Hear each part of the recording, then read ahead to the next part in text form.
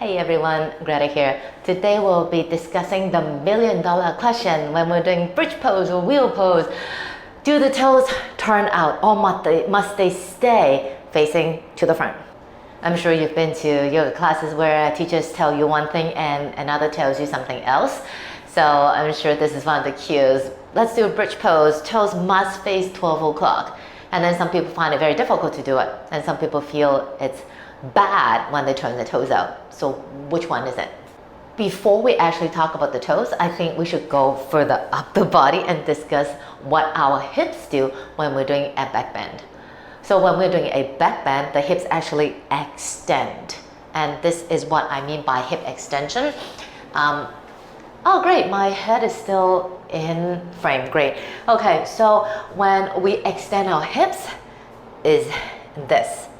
So the thigh moves away from the belly, that's hip extension. If it's hip flexion, thigh comes close to the belly, okay? So if we're doing a back bend, we bring the belly away from the thigh, right? Versus here. So that is extension. And when we do extension, hip extension, what helps is the hip externally rotate. It will also assist with the hip extension.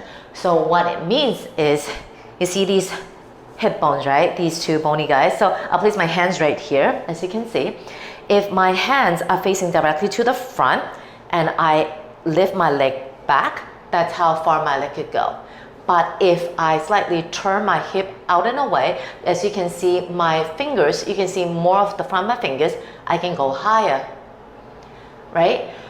So that's just the way the body works. Don't ask me any more details.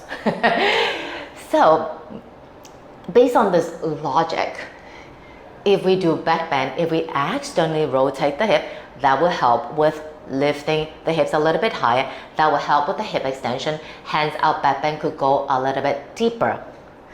And that goes all the way down to the toes. So let's set up in a bridge. So my feet are slightly wider than the hips, about shoulder width apart. That's just the way that I set up. And if I slightly turn the toes out, that means my hips will also go with the toes. I'm tracking my knees to the toes. And when I lift up, I am able to lift my hip bones a little bit further up to the sky. So is that a bad thing? I don't find it bad. But why do some people keep on insisting that your toes need to face the front and open up like that? Because sometimes some people tend to turn it too much and the knees kind of wobble to the side and they completely lose the connection to engage your glutes. So they feel quite lopsided, they don't feel stable enough. But then a lot of people, me included, are very tight in the hip flexors and also quite weak in particular. So by bringing the feet parallel and your toes facing 12 o'clock, it's actually very hard to lift. You need a lot of engagement in the muscles, the inner thigh, the glutes and the thighs and everywhere in order to lift the hips up. So hence it's actually easier if I turn your toes out and open up, because when we turn the toes out a little bit, okay, not by a huge degree that they turn to 9 and 3 o'clock direction, you can actually feel you can use more of the outer thigh and the outer hip.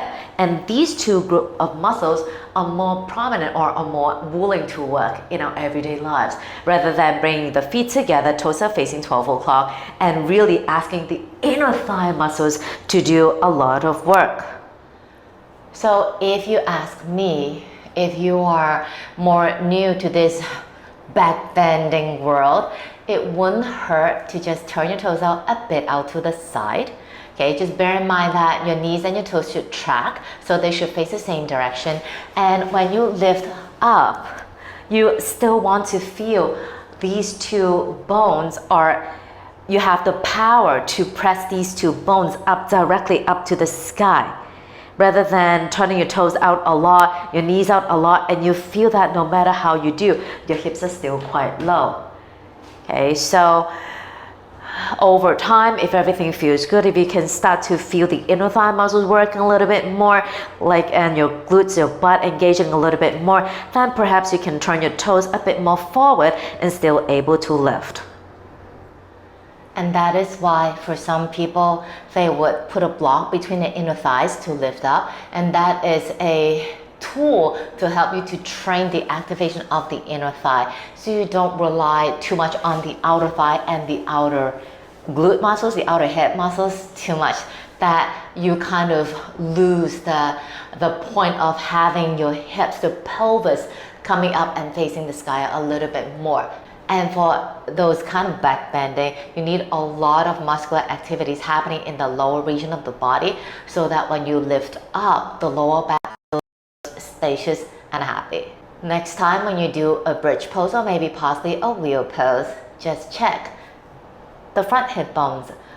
Do you have the power to press them up to the sky while maintaining that stability in the back bend?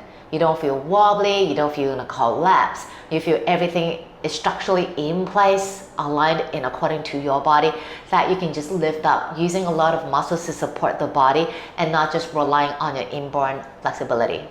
That's it for my sharing for today. Hope it's helpful to you. Don't forget to like and share and subscribe to my channel if you haven't already done so.